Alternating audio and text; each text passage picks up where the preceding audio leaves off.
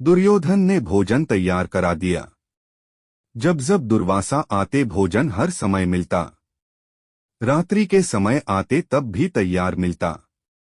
दुर्वासा ऋषि प्रसन्न होकर कहा, मैं तुम पर प्रसन्न हूँ, क्या चाहते हो? दुर्योधन ने कहा, जैसे मेरे पास आप आए इसी प्रकार युधिष्ठिर के पास भी उस समय जाए जब द्रौपदी भोजन कर चुकी हो।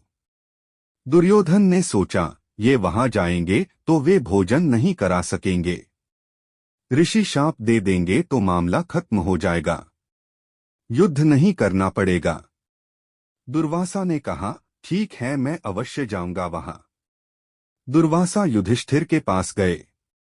दुर्वासा ने युधिष्ठिर से कहा, हमारे लिए भोजन तैयार करो, हम स्नान करके आते हैं।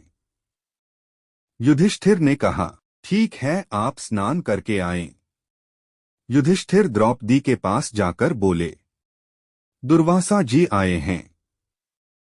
वे शिष्यों सहित स्नान करने गए हैं। स्नान के पश्चात आकर भोजन करेंगे। द्रौपदी ने कहा, मैं तो भोजन कर चुकी हूँ। द्रौपदी को एक अक्षय पात्र मिला हुआ था, उससे जब तक द्रौपदी भोजन नहीं कर ले, चाहे जितने आदमी भोजन कर सकते थे, अब उस पात्र में उस दिन भोजन नहीं बनाया जा सकता था। द्रौपदी ने एकांत में जाकर भगवान श्री कृष्ण से प्रार्थना की। भगवान वहीं प्रकट हो गए और आते ही कहा, मुझे भूख लगी है। द्रौपदी ने कहा, प्रभो, मैं भोजन कर चुकी हूँ, अब भोजन कहाँ है? भगवान ने कहा, उस पात्र को लाओ। द्रौपदी पात्र लाई और सामने रख दिया। उसमें एक पत्ता साग का लगा हुआ रह गया था। उस पत्ते को लेकर भगवान श्री कृष्ण ने भोग लगाया और कहा, अब तो सारा विश्व तृप्त हो गया।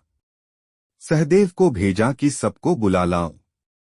भगवान श्री कृष्ण बैठे हैं, अब क्या चिंता है? सहदेव नदी पर गए, वहां किसी का पता नहीं लगा, सबके पेट भर गए थे। दुर्वासा जानते थे कि ये भगवान श्री कृष्ण के भक्त हैं। भोजन नहीं करने पर यहां हमारी दुर्दशा होगी, इसलिए कहा, जल्दी भागो। सहदेव लौट आए और सारी बात कह दी। भगवान श्री कृष्ण ने कहा, ठीक है, जब आए तब बुला लेना।